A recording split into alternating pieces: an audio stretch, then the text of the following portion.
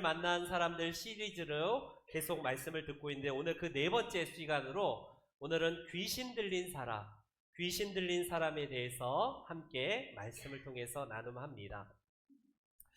보네퍼라는 독일의 신학자이자 목회자가 있습니다. 그분은 2차 세계대전 때 한창 나치 정권, 즉 히틀러 정권 하에서 히틀러를 암살하려고 시도하다가 결국 감옥에 붙잡혀 가요.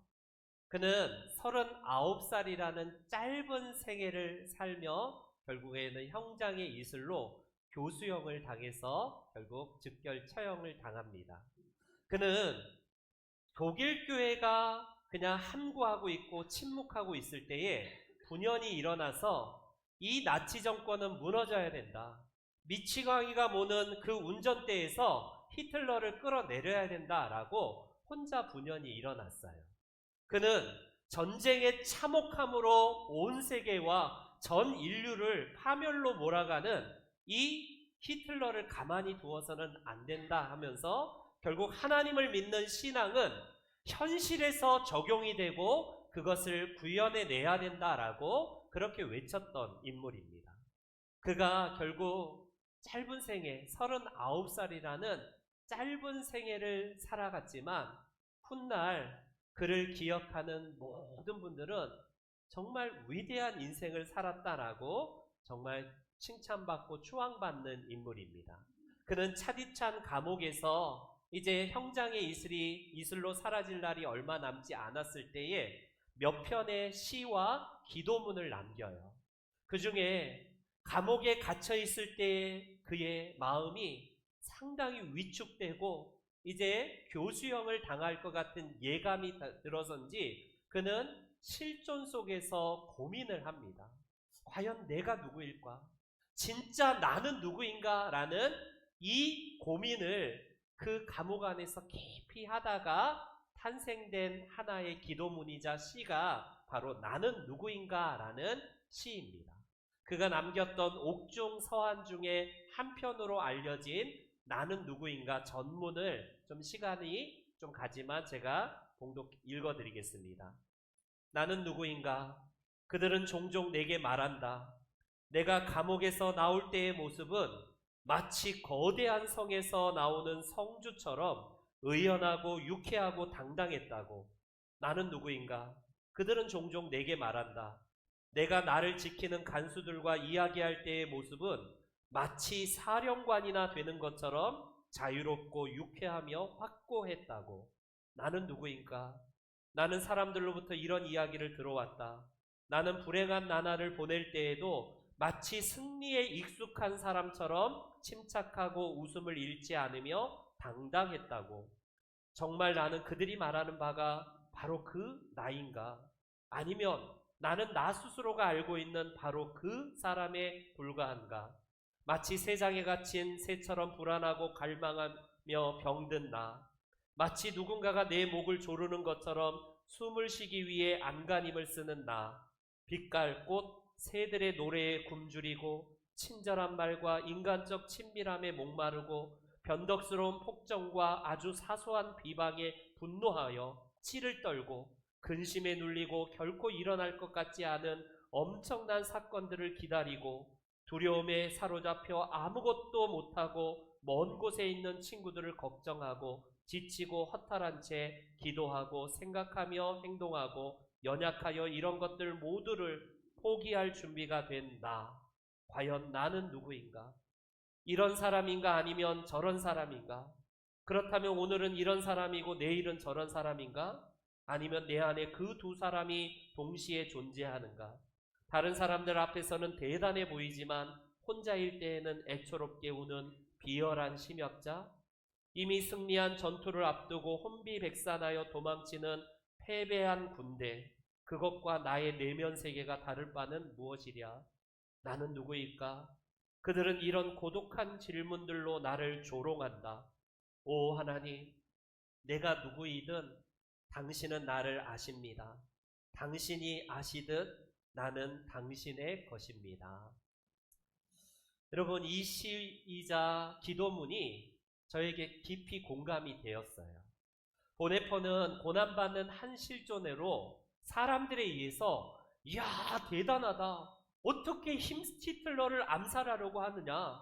당신은 진짜 멋지다. 용감하다. 사람들로부터 들은 나는 마치 개선장군처럼 사령관처럼 당당하고 정말 멋져 보이는데 내 속에 또 하나의 나는 늘 쫄보 마음과 같이 사람들의 이야기에 그냥 일희일비하고 그 평판에 두려워 떨고 밤잠을 못 자면서 전전긍긍하고 때로는 그 이야기에 치를 떨면서 그 인간이 나한테 어떻게 그럴 수 있어 뭐 이러면서 마음이 눌려있고 정말 그런 자기 연민에 빠진 자기 자신, 도대체 어떤 게 나인가를 그는 이 감옥에서 깊이 성찰합니다. 그래서 내 속에는 분명히 어둠이 있는데 사람들은 나를 빛이라고 이렇게 칭찬하고 내 속에는 두려움이 가득한 마음이 있는데 혹시 내가 죽으면 어떻게 될까? 이런 두려움이 있는데 사람들은 자기를 용감하다, 진짜 대단한 목사다라고 칭찬할 때 도대체 이 둘 중에 어떤 게 참 나인가, 참 나 자신인가를 고민하고 있습니다. 그렇다면 이 두 가지가 다 내 존재인가? 그는 고민하면서 남겼던 이 바로 기도문이 나는 누구인가? 라는 시입니다. 여러분들은 어떻습니까?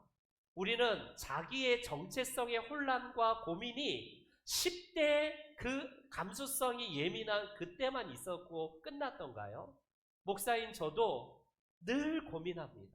늘 하나님 앞에 엎드릴 때마다 지금도 내 정체성에 대해서 많이 하나님 앞에 물어봐요.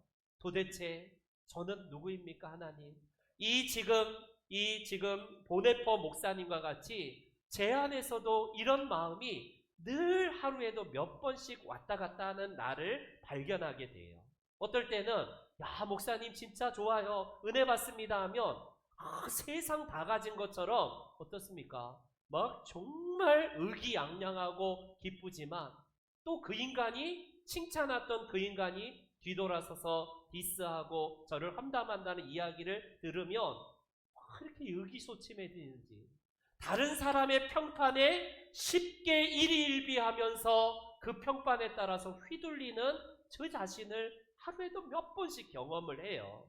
그래서 남이 나를 조롱하고 비난하고 디스를 하면 늘 의기소침하고 밤잠을 못 자고 정말 괴로워서 하나님 앞에 성토하며 어쩔 줄 몰라 탄식하는 존재가 철한 존재라는 사실입니다. 또 어떨 때는 하나님 앞에서 아니야, 너는 내 사랑하는 자녀야. 같이 내가 너를 손을 잡아줄 테니까 너는 일어날 수 있어 하면 언제 그랬냐는 듯이 다시 주님 앞에서 이렇게 일어나는 나. 이 둘 중에 도대체 어떤 나가 참된 나인가요? 여러분들은 어떻습니까? 예수님을 믿는다는 것은 단지 우리가 나중에 죽어서 가는 저 천국만을 가는 것만을 의미할까요? 예수님을 믿는다는 것은 늘 내가 누구인가를 예수님 안에서 그 실존을 확증하고 확인하여서 정말 나답게 살아가는 삶을 사는 것이 예수님을 믿는 삶이 아닐까요? 우리 주님은 오늘도 말씀하십니다. 남이 너를 평가하는 그 기준에 따라 휘둘리지 마. 네가 남들의 듣는 것이 만약에 네가 그런 삶을 살았다면 당연히 욕을 먹고 비난을 받아야 되겠지만 전혀 그렇지 않는데 나를 그렇게 평가하고 나를 비난한다고 한다면 그것은 그들의 이야기로 끝날 뿐이니 그냥 내 길 올곧게 가라. 그냥 그 길 굳건하게 굳세게 걸어가라. 주님은 오늘도 우리에게 말씀하고 계세요.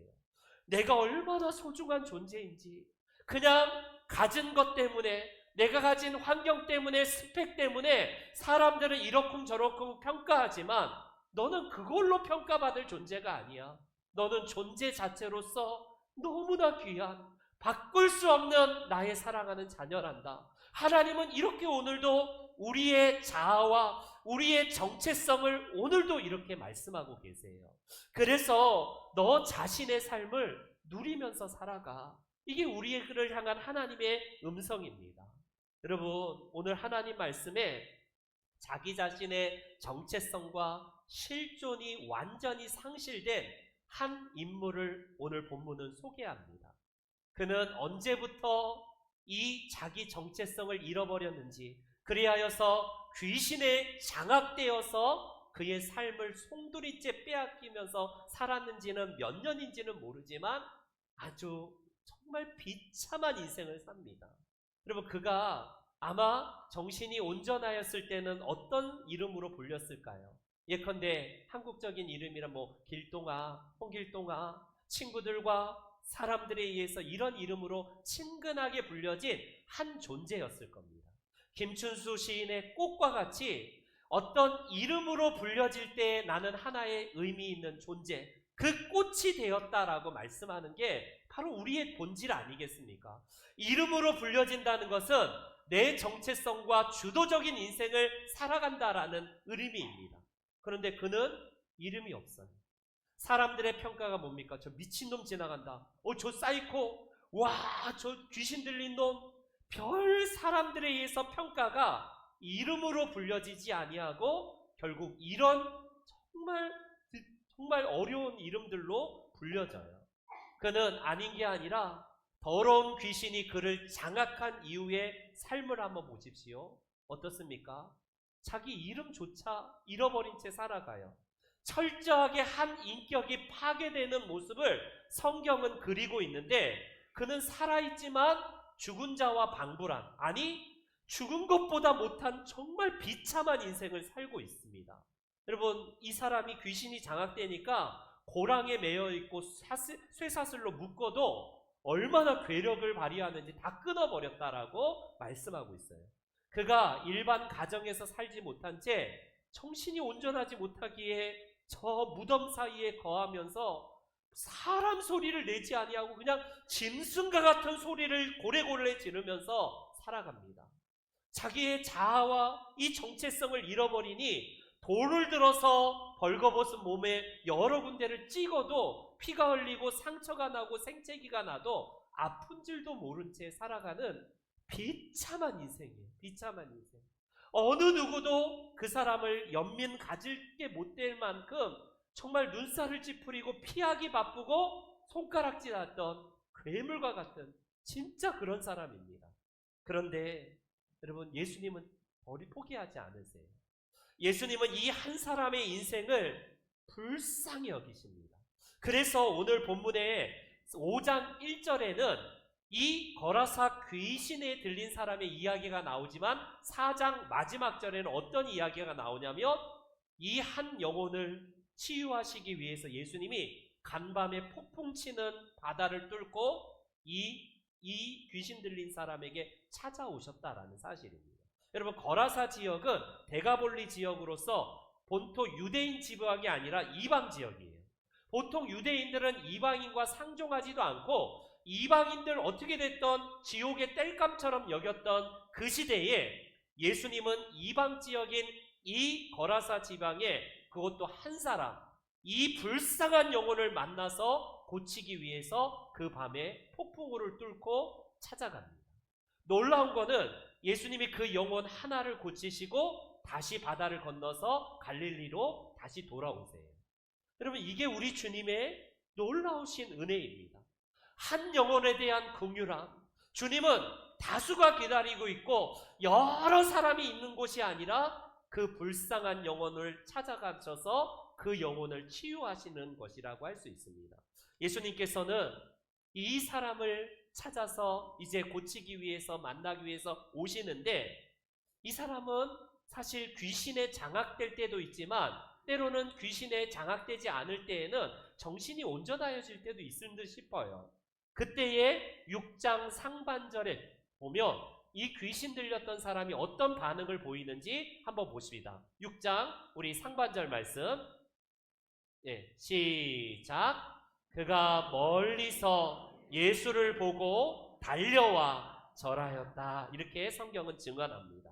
여러분, 귀신 들린 사람의 자아는 어떤 자아냐면, 원래 자아는 주님을 만나고 싶은 거예요. 자기의 비참한 삶이 지금 예수님으로 인하여서 고침받고 싶어하는 것이 참된 자아입니다. 그런데 귀신에 장악되면 귀신은요, 예수님 앞에 달려가지 않습니다. 도망가고 예수님을 피하는 게 귀신의 자아예요. 그런데 이 사람은 예수님을 볼 때에 예수님을 만나면 내 병이 고칠 거야. 내가 정신이 온전하여질 거야. 이것 때문에 그는 예수님께 달려갑니다. 그리고 그 앞에 절해요. 엎드려요. 여러분, 귀신은 아시다시피 어떤 존재입니까? 예수님이 우리를 무적에게 집어넣는 그런 주인이신 줄 알기 때문에 두려워 떠는 자가 귀신이에요. 예수님 앞에. 자기 정체성이 드러나기 때문에 어떻게든지 예수님을 피하는 게 귀신인데, 이 사람은 예수님께 붙잡힌 바 되어서 내가 고침받고 싶다라는 자기 예수님에 대한 갈망, 그리고 고침받기를 원하는 갈증이 이 사람의 본 마음이었다라는 사실입니다. 그런데 귀신이 장악하고 있는 이 사람에게 정말 뭐라고 합니까? 귀신이 대신 이 사람을 끌어안고요, 그 예수님께 가지 못하게 장악해버려요. 장악해버립니다. 우리 한번 7절 말씀을 다시 한번 볼까요? 7절 다 같이 한번 읽어봅니다. 시작.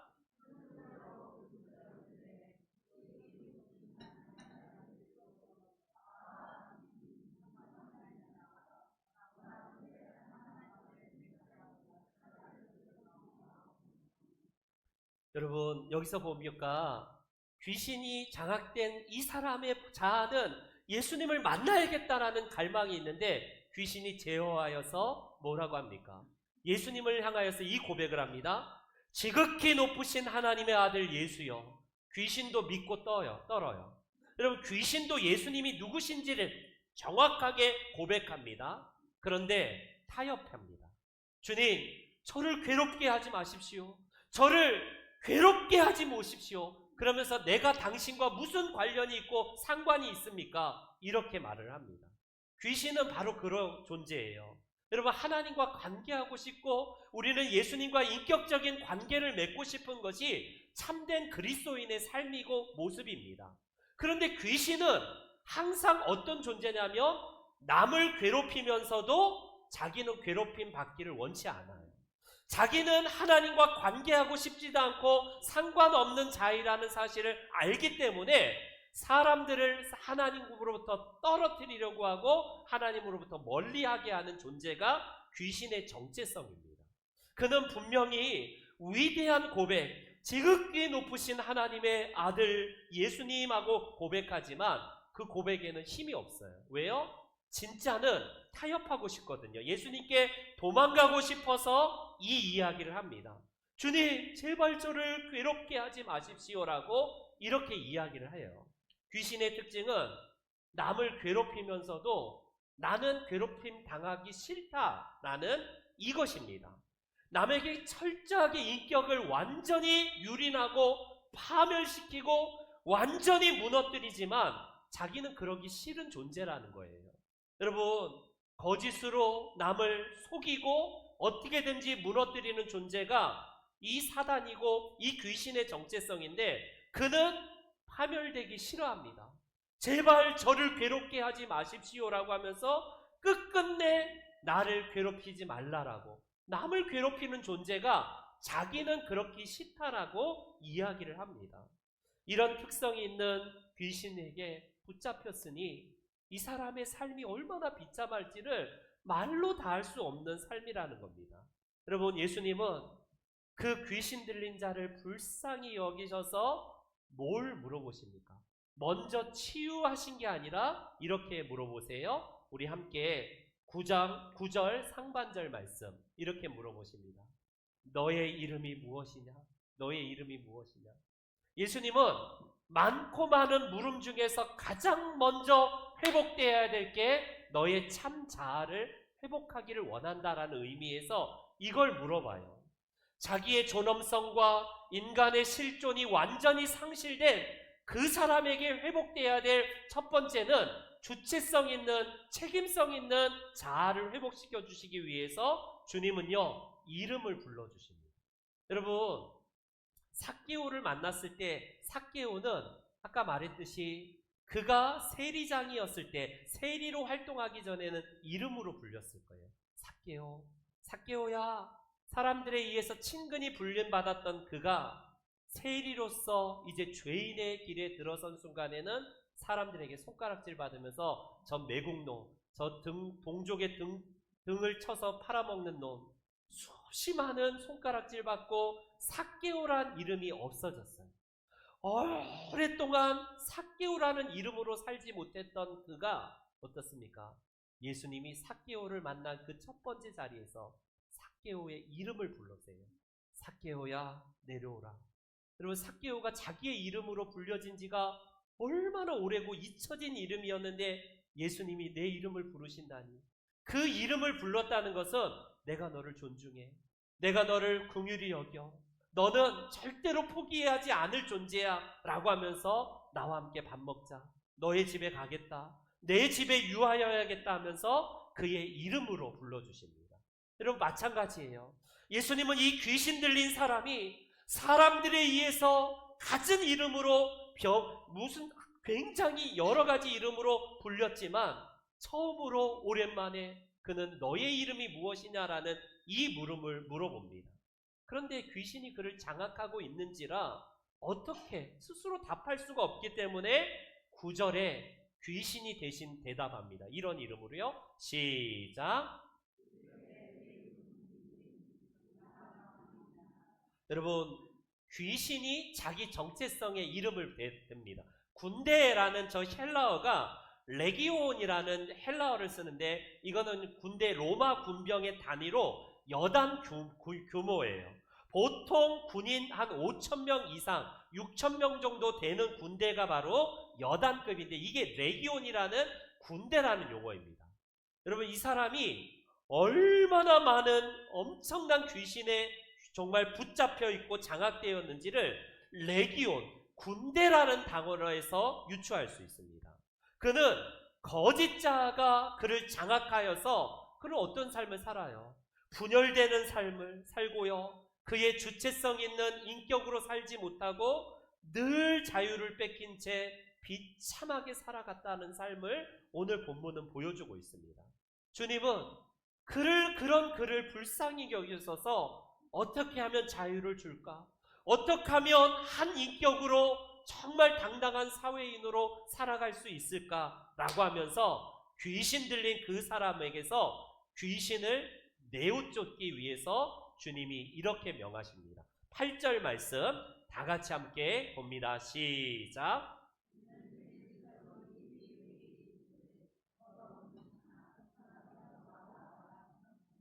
더러운 귀신아, 그 사람에게서 나오라 라고 하면서 귀신 들린 사람의 귀신을 내어쫓습니다. 여러분, 이 사람은 얼마나 오랜 세월 동안 이 귀신에 장악되었을까요? 자신도 모르게 자기 자신으로부터 소외되었고 짐승보다 더 못한 비참한 삶을 살아갔어요.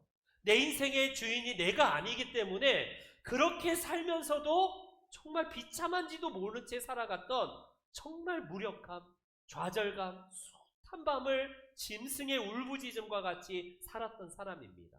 여러분, 그렇기 때문에 우리도 우리 자신의 정체성을 물어보셔야 돼요. 내가 나 자신의 주체성을 가지고 내가 정말 책임성 있는 존재로 살아갔는지를 한번 점검하십시오. 이 사람도 분명히 귀신에 장악되기 전에는 인생의 참된 주체성이 자기 자신을 가지고 살아갔던 존재였을 겁니다. 그런데 어느 날 그는요, 사단의 유혹 앞에 맥없이 정말 그 포기하고 결국에는 유혹에 넘어간 결과 어떤 인생을 살게 됩니까? 여러분, 우리에게 오늘날도 비슷한 증상이 많이 드러나요. 우리는 오늘날 중독 증상도 이런 귀신 들림의 현상과 비슷합니다. 여러분, 우리에게 탐욕이 찾아와요. 탐욕이 찾아올 때 정상적인 그리스도인이라면 하나님과 돈이냐 어떤 것이냐 할 때 당연히 우리는 하나님을 선택해요. 그러나 많은 경우에 어떻습니까? 돈을 선택하고 탐욕에 빠지면 유혹이 오면요, 탐욕의 귀신에 장악이 됩니다. 음란이 찾아옵니다. 음란이 찾아오면 우리는 분별력을 가지고 아니지, 흔들을 대야 되는데 그 음란에 장악되는 순간에 어떻습니까? 사람이 무너지고 망가져요. 오늘날 여러분, 많은 중독 증상들을 보입니다. 중고등부 아이와 청년들이 지금 마약에 중독되는 사람들이 굉장히 많아진다는 보고가 있어요. 한국은 더 이상 마약 청정 국가가 아니라 아이들이 우리보다 휴대폰을 잘 활용하는지라 쉽게 그냥 마약을 구할 수 있는 시대가 되는지라 너무나 많은 사람들이 마약의 중독과 이 귀신에 장악되는 현상들이 얼마나 많은지 몰라요. 그렇기 때문에 내 삶의 주인이 나여야함에도 불구하고 결과적으로 귀신에 장악되어서 그는요 사단에 의해서 귀신에 붙들린 채 살아갔다는 겁니다. 이게 바로 오늘날의 우리들의 모습이에요. 우리는 남의 생각에 지나치게 좌지우지되면서 그렇게 살아가요. 남에게 그냥 끌려다니면서 이리저리 주체성 있게 살지 못하고 오늘도 그렇게 사는 내가 아닌지 한번 보십시오.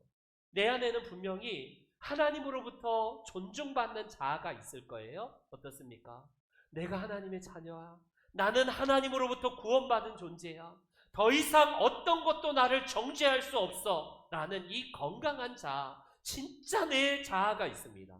근데 또 한편으로는 사도 바울과 같이 이 지금 보네포 목사님과 같이 무너져요. 때로는 늘 끊임없이 나를 조롱합니다. 네가 목사야? 그러고도 네가 목사야? 네가 그러고도 무슨 하나님의 자녀야?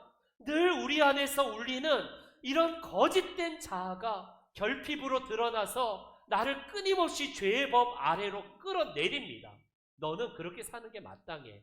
네가 무슨 대단하다고 그렇게 살고 있어? 라고 하면서 우리를 끌어내리는 자아가 있다는 사실이에요. 여러분 어떻습니까? 우리 안에 정말 하나님의 그 건강한 인격의 자아 대신에 우리가 정말 나를 음침하게 하고 우울하게 하고 정말 자기 연민에 끝없이 빠지게 하여서 내가 뭐 그렇지, 내가 뭐 별 수 있어, 나를 하나님도 사랑하겠어, 이런 내가 뭐 별 수 있는 존재야라고 하면서 끊임없이 자기 연민에 빠지고 자기를 저주하고 그렇게 정말 힘들게 살아가는 인생이 한두 명이 아니라는 겁니다. 우리는요, 예수님은 우리의 연약함을 아세요. 그렇기 때문에 우리를 만나기 위해서 폭풍 치는 그 밤을 뚫고 그 한 영혼을 만나셨던 우리 예수님 아니십니까? 마찬가지예요. 우리는 대단한 존재가 될 수가 없습니다. 주님이 없으면 아무것도 아닙니다라고 고백하면서 내 정체성을 주님 앞에 끊임없이 내려놓고 주님이 아니시면 저는 아무것도 아닙니다라고 주님 앞에 엎드려서 주님께 장악이 되셔야 돼요. 그래야지 우리의 약점을 극복하고 우리의 실수를 극복하고 우리가 하나님 주신 참된 자유와 그 놀라우신 인격자로 살아갈 수 있다는 사실입니다. 예수님을 믿는 이유가 바로 여기에 있어요. 이 사람의 내면 세계는 이미 완전히 유린되고 황폐화되어서 분열과 자기 통제를 잃어버리고 결과적으로 귀신에 의해서 휘둘리고 여러 가지로 망가진 삶을 살게 되었다라는 사실입니다. 우리 안에 여러분 어떤 지금 음성에 여러분들은 귀를 기울이고 있습니까? 우리 안에는 빛도 있을 거예요. 그러나 가끔씩 찾아오는 어둠에 장악될 때가 있지 않습니까? 긍정도 있고 부정도 있고요. 우리 안에는 선한 면도 있지만 또 때로는 간간히 찾아오는 악한 면도 있어요. 그렇기 때문에 사도 바울의 고백처럼요, 오호라 나는 곤고한 자로다.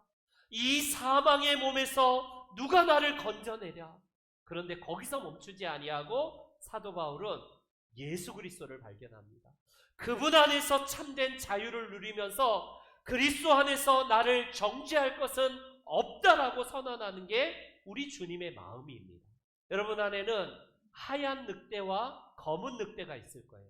어디에다 더 많이 먹이를 주느냐에 따라서 그 하얀 늑대가 득세하느냐 검정 늑대가 득세하느냐에 따라 우리의 삶이 달라집니다.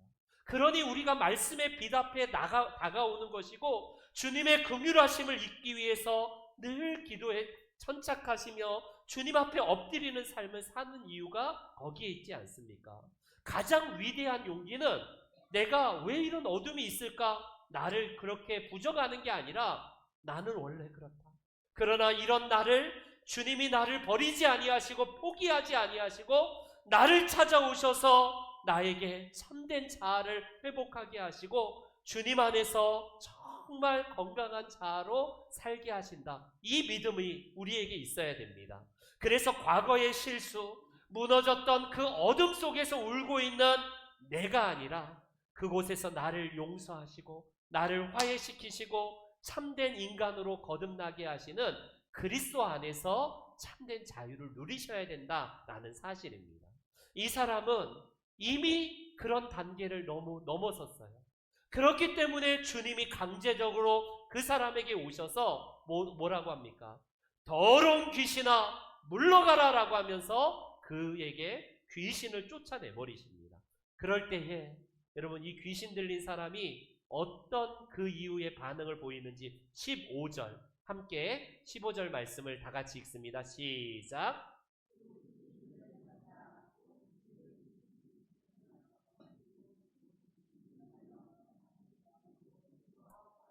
아멘, 아멘.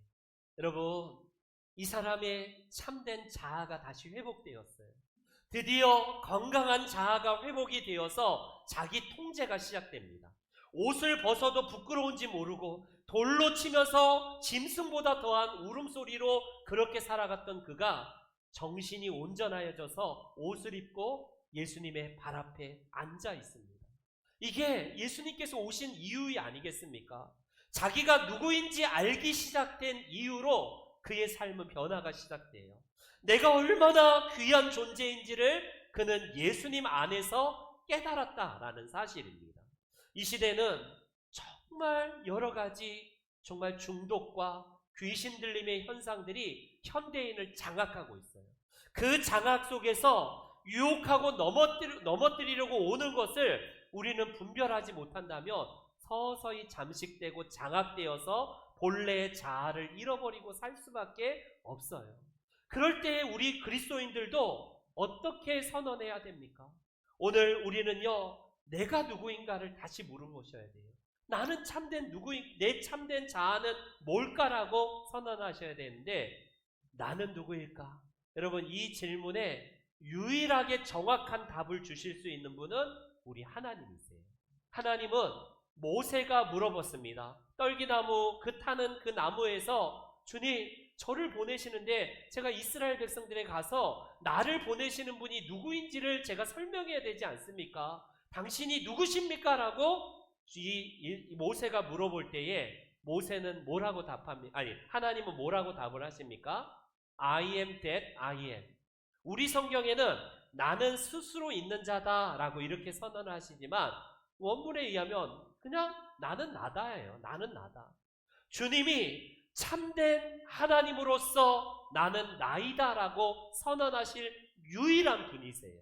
그렇기 때문에 하나님 안에서 우리 존재를 발견한 자는 진짜 나를 발견할 수 있습니다. 예수님도 어떤 말씀을 하십니까? 요한복음에서 헬라어로 에고 에이미라는 단어를 쓰는데 7가지 참된 예수님의 자기 정체성을 선언하시는 내용이 나와요. 나는 생명의 떡이다. 난 빛이다. 나는 양의 문이다. 비롯해서 7가지 자기 선언을 하십니다. 하나님께서 모세에게 I am that I am 그것과 똑같이 주님의 자기 선언이에요. 여러분, 우리가 주님을 발견했기에 우리 자신의 정체성을 깨닫고 회복합니다. 그래서 우리 장로교의 창시자인 존 칼빈, 장 깔뱅은 이렇게 말합니다. 우리가 하나님을 알기 전에는 우리 자신을 인간은 알지 못한다라고 말을 합니다. 하나님을 알아야지 비로소 우리 존재 자체, 내 자아가 뭔지, 내가 왜 살아야 되는지, 내가 누구인지를 정확하게 알 수 있다라는 그 말을 합니다. 여러분, 바로 그거예요. 여러분들은 누구입니까? 누가 뭐래도 다른 사람들의 평판에 그 평판에 내가 아니라 하나님이 나에게 말씀하시는 그 평가, 그 평판의 나를 우리는 회복하셔야 돼요. 이 시대에 정말 여러 가지로 장악되고 잠식되는 시대입니다. 그것이 우리들에게 유혹으로 다가올 때에 과감하게 여러분들 선언하셔야 돼요. 나는 하나님의 자녀다.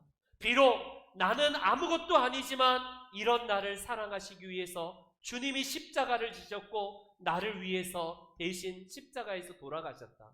만약에 이 땅에 한 명 구원받아야 될 존재, 그 사람이 살고 있어서 주님이 이 땅에 오셔야 된다면 그분은 나 하나를 구원하시기 위해서 십자가를 지셨을 것이다. 그거예요.